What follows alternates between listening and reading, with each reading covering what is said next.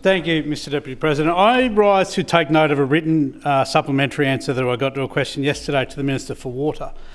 Again, a minister who I do believe has done some good stuff in some of her portfolios, but this is an example of things falling apart in the water portfolio. It was a simple question asking about why the people of Coonamble, why the Council of Coonamble weren't getting... I asked $30,000. I asked for $20,000 assistance to buy bottled water after their water infrastructure has fallen down.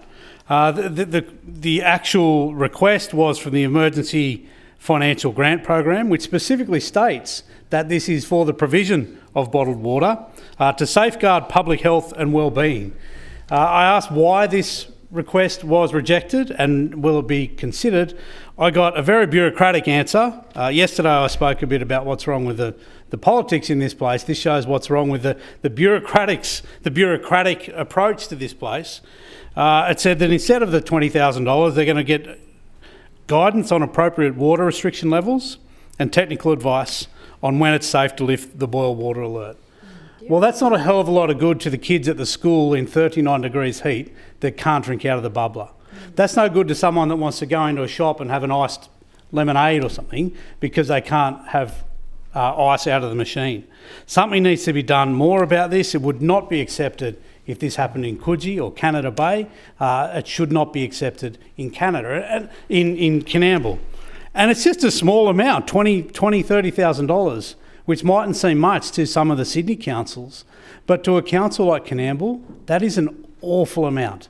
That is a lot of money that they need to take out of a dwindling rate base. So we ask the Minister again, please reconsider this matter. Please see if you can scrape up $20,000 to help out the Coonamble Shire Council and the people of Coonamble Shire Council and the people of Coonamble. The other thing we heard, this government is good at announcements. We know that, and the Minister for Agriculture announced again another boost to biosecurity. This time they're talking about compliance officers. Well, that's great. That's another good announcement. Let's see how that goes. Let's see how that goes, kicking the cowboys out of the bee industry that are lighting up people with AFB. Let's see that happen very quickly. She talks about compliance in the context of the sheep EID. I don't think sheep farmers and goat farmers want to hear about more compliance officers. They want more help in getting these tags in their sheep.